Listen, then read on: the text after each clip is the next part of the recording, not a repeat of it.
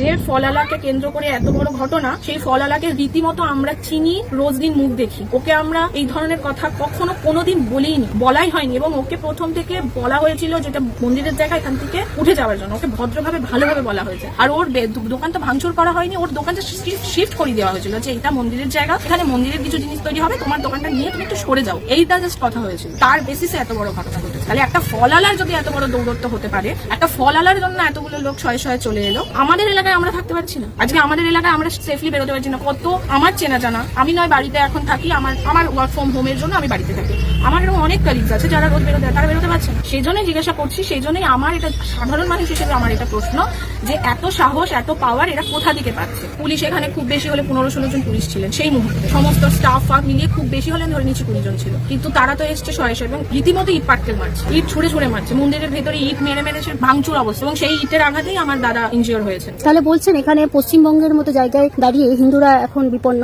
অবশ্যই বিপন্ন, অবশ্যই বিপন্ন অবস্থায় রয়েছে। এবং এটা নিয়ে যে কেন কোন রকম আমাদের প্রশাসন পদক্ষেপ নিচ্ছেন না, এখনো পর্যন্ত কোনো স্টেপ নেননি, আমার এটাই প্রশ্ন। মানে কি করে জনসাধারণ, মানে যারা এই ঘটনা ঘটিয়েছে তারা তো সাধারণ, তো তাদের এত কি করে সাহস হচ্ছে, তারা এত কোথা থেকে পাওয়ার পাচ্ছে, কার দৌলতে এত পাওয়ার পাচ্ছে যে পুলিশকে ছাদ থেকে, বিএসএফ কে, মিলিটারিদেরকে ছাদ থেকে উঠে মানে ইট পাটকেল মারছে, কোথা থেকে এত পাওয়ার তারা পাচ্ছে, কার ইন্ধনে, কার প্রশ্রয় এগুলো হচ্ছে, এগুলো আমাদের প্রশ্ন। তাহলে আমরা মানে রাস্তায় বেরোবো না, আমরা কাজ করবো না, আমরা রাত্রে ফিরবো না, আমরা তো তাহলে কিছুই করতে পারবো না। আজকে আমরা শান্তিপূর্ণভাবে সবটা চাইছি, আজকে আমাদের এখন হিন্দু মুসলিমই বলতে হবে, কারণ কিছু করার নেই। যখন মুসলিম ছেলেরা এরকম এসেছে, মেরেছে আমাদের হিন্দু ছেলেদেরকে, আমাদের হিন্দু ছেলেরা তখনও তারা চুপ করে রয়েছে, তারা করছে না, কারণ তাদের একটাই বক্তব্য যে না, সবটা শান্তিপূর্ণভাবে মেটাই। পুলিশ পর্যন্ত সাদা রুমাল নিয়ে তাদেরকে দেখাচ্ছে, কিন্তু তারা শুনছেন। তাদের এত উদ্ধত্ত, তাদের এত পাওয়ার, তাদের এত সাহস কোথা থেকে তারা পাচ্ছে? আচ্ছা, পুলিশ মন্ত্রী তো আমরা ভয় শিখিয়ে যাচ্ছি আমাদের জায়গায়, আমরা এখানে ছোট থেকে বড় হয়েছে, আমরা ভয় শিখেছি। কেন ভয় পাচ্ছি, কেন, কোথা থেকে আসবে?